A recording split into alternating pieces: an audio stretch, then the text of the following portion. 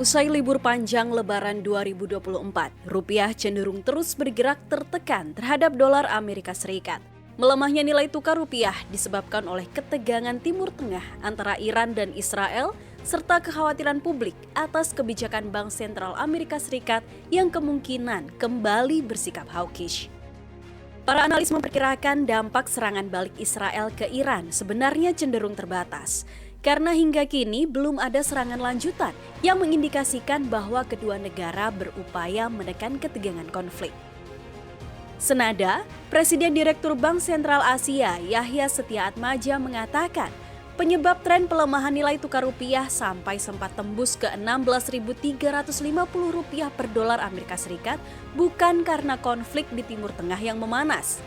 Menurutnya, pelemahan mata uang Garuda terjadi karena beberapa faktor musiman seperti meningkatnya kebutuhan sektor real. Itu kita juga ingat, di kuartal pertama ini banyak perusahaan-perusahaan yang besar membagikan dividen. Dan dividen itu ada sebagian yang mengalir keluar karena kita tahu bahwa investor dari saham-saham yang terutama perusahaan-perusahaan besar banyak pemiliknya ada dari asing. Jadi ada masalah supply and demand. Dan saya setuju sekali, saya juga tidak melihat adanya intervensi dari BI. Memang kalau lagi ada kebutuhan real yang meningkat tidak boleh diintervensi, saya pikir ya. Itu akan seperti membuang garam ke laut. Nah, tapi kita harapkan kalau nanti kebutuhan dolar itu sudah agak melemah gitu ya, supply-nya masih tetap normal, demand-nya itu menurun, ya mungkin Bank Indonesia bisa menstabilisasi kembali dolar. Apakah bisa di bawah 16.000 atau tidak, itu ya tergantung dari situasi dan kondisi ya. Kekhawatiran para pelaku pasar kini terpusat ke Amerika Serikat. Gubernur The Fed Jerome Powell telah menegaskan, The Fed perlu lebih banyak waktu untuk memastikan pemangkasan suku bunga. Dalam diskusi panel di acara Washington Forum on the Canadian Economy, Washington DC pada Selasa 16 April lalu waktu Amerika Serikat, Powell mengatakan belum melihat inflasi Amerika Serikat akan kembali sesuai target Bank Sentral, yakni di kisaran 2%. Atas kekhawatiran ini, nilai tukar mata uang rupiah terhadap dolar Amerika Serikat menyentuh titik terendah dalam 4 tahun terakhir pada hari Selasa 16 April lalu, merosot ke angka 16.200 per dolar Amerika Serikat, bahkan nilai tukar rupiah sempat menyentuh level 16.350 rupiah. Menanggapi pelemahan rupiah ini, Menteri Koordinator Bidang Perekonomian Airlangga Hartarto mengungkapkan, tekanan dolar Amerika Serikat tidak hanya terjadi pada mata uang rupiah, tetapi juga hampir seluruh mata uang Asia. Airlangga pun memastikan pelemahan rupiah bukan yang terburuk. Menurutnya, tekanan secara geopolitik relatif melandai, walaupun rupiah terdepresiasi 5,16% year to date ke level 16.235 per dolar Amerika Serikat. Artinya, walaupun rupiah terdepresiasi 5,16% year to date ke level 16.235, namun kalau kita bandingkan dengan regional, jadi ini pressure-nya bukan hanya ke Indonesia tapi regional, NT Taiwan terdepresiasi lebih dalam 5,95%. Kemudian won Korea Selatan juga terdepresiasi 6,62%. Kemudian baht Thailand juga 7,78% dan Jepang pun yen terdepresiasi 8,83. Jadi Indonesia relatif fundamental cukup bagus. Untuk mengantisipasi pelemahan rupiah yang terjadi terus-menerus, Dewan Gubernur Bank Indonesia memutuskan menaikkan suku bunga acuan BI Rate menjadi 6,25%. Keputusan ini merupakan hasil rapat Dewan Gubernur atau RDGBI yang digelar pada 23 hingga 24 April 2024 lalu. Kenaikan ini menjadi yang pertama sejak BI menahan suku bunga acuannya di level 6% pada Oktober 2023 lalu. Namun pelemahan nilai tukar rupiah masih terus berlanjut sekalipun Bank Indonesia sudah menaikkan suku bunga acuan atau BI Rate. Rapat Dewan Gubernur Bank Indonesia pada 23 dan 24 April 2024 memutuskan untuk menaikkan BI rate sebesar 25 basis point menjadi 6,25%. Suku bunga deposit facility naik sebesar 25 basis point menjadi 5,5% dan suku bunga lending facility naik sebesar 25 basis point menjadi 7%. Kenaikan suku bunga ini untuk memperkuat stabilitas nilai tukar rupiah dari kemungkinan memburuknya risiko global serta sebagai langkah preemptif dan forward looking untuk memastikan inflasi tetap dalam sasaran 2,5 plus minus 1% pada tahun 2024 dan 2025. Sejalan dengan stand kebijakan moneter yang pro stability. Sementara itu, kebijakan makrobudensial dan sistem pembayaran tetap pro growth untuk mendukung pertumbuhan ekonomi yang berkelanjutan. Lembaga Penyelidikan Ekonomi dan Masyarakat Fakultas Ekonomi dan Bisnis Universitas Indonesia atau LPM FEB UI mengungkapkan bahwa kebijakan suku bunga acuan Bank Indonesia atau BI Rate merupakan pilihan terakhir dari BI untuk menjaga stabilitas nilai tukar rupiah. LPM FEB UI menganggap untuk menjaga kestabilan nilai tukar rupiah dan inflasi akibat dampak eksternal tersebut, Bank Indonesia dalam jangka pendek perlu melakukan intervensi dengan berbagai policy mix. Jika cara itu tak mampu membuat rupiah bergerak stabil, maka pilihan terakhirnya ialah menaikkan BI Rate. Pemerintah sebenarnya telah memberlakukan kebijakan devisa hasil ekspor atau DHE sumber daya alam sejak Agustus 2023 untuk mengurangi tekanan nilai tukar rupiah. Namun data tabungan Lembaga Penjamin Simpanan atau LPS memperlihatkan belum ada kenaikan signifikan terhadap simpanan dalam bentuk valuta asing di bank-bank dalam negeri. Terkait devisa hasil ekspor, ekonom senior Indef Tauhid Ahmad melihat pencapaian DHE cukup baik, mencapai 10,5 miliar dolar Amerika Serikat. Namun hanya sekitar 25% yang ditempatkan di dalam negeri sehingga belum maksimal menopang stabilitas rupiah. Kondisi ini membuat DHE belum efektif untuk meningkatkan jumlah cadangan devisa yang bisa digunakan untuk mengintervensi dalam upaya memperkuat rupiah. Investasinya 3 bulan dan berakhir di November ya, tahun 2023 dan saat ini masih masa evaluasi. Kalau kita lihat pencapaian DHE sendiri, data-data yang disampaikan oleh Kemenko Perekonomian, rata-rata penerimaan DHE itu sekitar 9 sampai 10,5 miliar US dollar ya. Tetapi memang yang problemnya adalah tidak semua DHE itu ditempatkan di dalam negeri. Rata-rata dari 2,3 sampai 2,5, artinya baru 25% saja yang kemudian ditempatkan menjadi devisa kita dan sebagian memang ditempatkan di luar negeri. Artinya efektivitasnya baru 1/4 begitu. Jadi kalau kita lihat besaran 2 miliar sebenarnya cukup signifikan. Namun kalau kita lihat apakah ini bisa memperkuat nilai tukar, harusnya bisa terjadi ya. Namun kalau kita lihat sampai akhir tahun rasanya memang nilai tukar semakin melemah dan bahkan sekarang semakin melemah.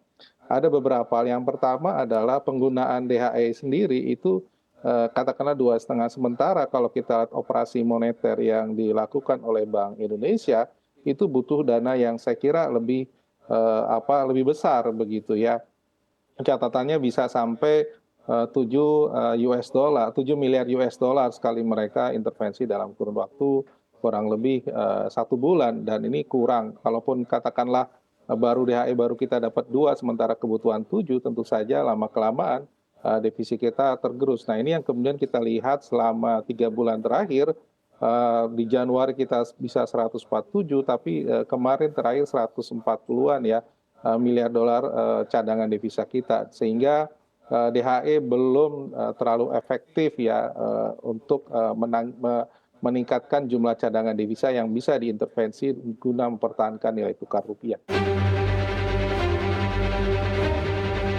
Sementara itu, Kepala Badan Logistik dan Rantai Pasok Kadin Indonesia, Akbar Johan mengatakan, Masih tingginya eksportir menyimpan dolar di luar negeri tidak lepas dari kondisi ekosistem regulasi pemerintah yang belum bisa memberikan fasilitas atau instrumen pendukung terkait kegiatan ekspor pelaku usaha.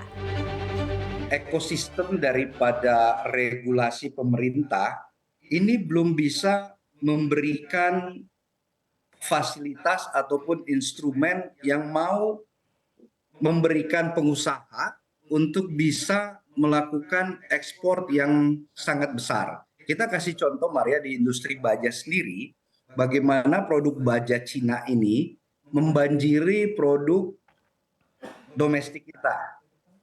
Dan sekian tahun, bahkan belasan tahun, pemerintah Cina itu memberikan insentif kepada manufaktur baja Cina bila mana melakukan ekspor ke mancanegara. Mereka itu akan diberikan insentif khusus, yaitu sebesar minimal 10%. Sehingga industri baja di Cina ini barangnya saja belum sampai ke negara tujuan, dia sudah mendapatkan rebate ataupun insentif 10%. Sehingga ini memberikan ekosistem kepada manufaktur Cina untuk berlomba-lomba mengekspor produknya ke mancanegara. Andaikan pemerintah juga menghilangkan egosentris gitu ya dari semua kementerian dan lembaga dan membangun regulasi insentif kepada eksportir, ya jangankan membebaskan pajak gitu ya, ini juga diberikan insentif 10% bila mana bisa melakukan ekspor ke luar negeri. Ini menjadi quick win juga, Maria, sehingga kita tidak bisa permasalahkan kenapa pengusaha khususnya eksportir selalu menyimpan US-nya di luar negeri. Tentu menjadi faktor baik itu kemudahan transaksi bisnis gitu ya, ataupun kemudahan pembayaran internasional, bahkan juga regulasi keuangan sendiri yang membatasi transaksi-transaksi mata uang asing di dalam negeri itu sendiri, Maria. Nah, ini yang harus ditinjau kembali ke regulasi-regulasi khususnya Kementerian Keuangan. Namun Bank Indonesia mencatat kepatuhan eksportir dalam memenuhi kewajiban menyimpan dolar hasil ekspornya sudah tinggi. Hal ini berdasarkan hasil pengawasan Agustus 2023 hingga Januari 2024. Dewan Gubernur BI Filianingsih Hendarta mengatakan pada periode ini kepatuhan eksportir telah mendekati 95%. Mereka memenuhi kewajiban memasukkan penempatan sesuai peraturan pemerintah.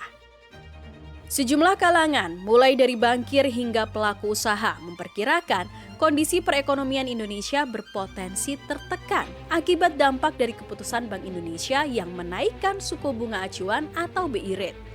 Terus melemahnya nilai tukar rupiah terhadap dolar Amerika Serikat pun membuat ancaman pemutusan hubungan kerja karena adanya kekhawatiran menurunnya daya beli masyarakat. Namun, Ketua Bidang Ketenagakerjaan Apindo Bob Azam berharap kondisi yang sulit saat ini tidak berdampak pada pemutusan hubungan kerja atau PHK terhadap karyawan karena terus melemahnya nilai tukar rupiah. Bob Azam mengaku perlu dilakukan berbagai sinergi untuk mengantisipasi PHK karyawan. Situasi ekonomi saat ini tidak hanya menimpa pekerja ya, karena interestnya naik, kemudian juga cicilan dia naik dan lain sebagainya. Di dunia usaha juga cost of fund-nya naik, kemudian juga dengan adanya pelemahan rupiah juga biaya produksi akan naik. Pemerintah juga butuh likuiditas untuk memperkuat fiskalnya dan lain sebagainya. Nah, bagaimana nih kita meramu ini semuanya? Semuanya butuh, pemerintah butuh, dunia usaha butuh, pekerja butuh. Gimana cari titik optimumnya ya? Ya, apa yang harus menjadi leading sektor yang kita harus jaga betul ya? Kalau menurut saya sih nomor satu yang harus kita jaga betul adalah employment. Jadi kalau bicara pekerja bukan masalah daya beli saja, tapi juga yang di luar dunia kerja juga harus jadi pertimbangan utama kita. Kemudian yang kedua memang daya beli pekerja karena mereka punya fungsi yang strategis sebagai produsen dan konsumen. Yang ketiga ya bagaimana perusahaan ini bisa beroperasi dengan baik, dengan lancar. Tak hanya para pelaku usaha dan ekonom, Menteri Keuangan Sri Mulyani Indrawati juga menyebut ekonomi Indonesia akan mengalami tekanan bertubi-tubi pada tahun ini. Sri Mulyani menyebut tekanan tersebut mulai dari harga komoditas yang akan terus bergejolak, tekanan inflasi tinggi, hingga kebijakan suku bunga acuan Bank Sentral di level yang tinggi dalam waktu lama atau higher for longer. Melihat pernyataan pemerintah hingga kalangan ekonomi yang satu suara dengan pelaku usaha dan bankir bahwa perekonomian Indonesia berpotensi mengalami tekanan di tengah tingginya tren suku bunga acuan Bank Sentral di berbagai belahan dunia termasuk Bank Indonesia, diharapkan semua pihak bisa mengantisipasi kemungkinan terburuk yang akan terjadi ke depannya. Indikator ekonomi makro Indonesia secara umum memang tampak baik-baik saja, setidaknya hingga awal April 2024. Namun perubahan struktural pada ekonomi global pasca meningkatnya ketegangan di Timur Tengah dan sikap hawkish The Fed yang masih mempertahankan suku bunga tinggi yang turut memperlambat pemulihan ekonomi global tentu berpotensi memberikan efek rambatan yang meluas termasuk pada ekonomi Indonesia. Tentunya kondisi tersebut perlu direspons secara cepat dan tepat untuk mengantisipasi berbagai dampak negatif yang potensial. Tim Redaksi CNBC Indonesia.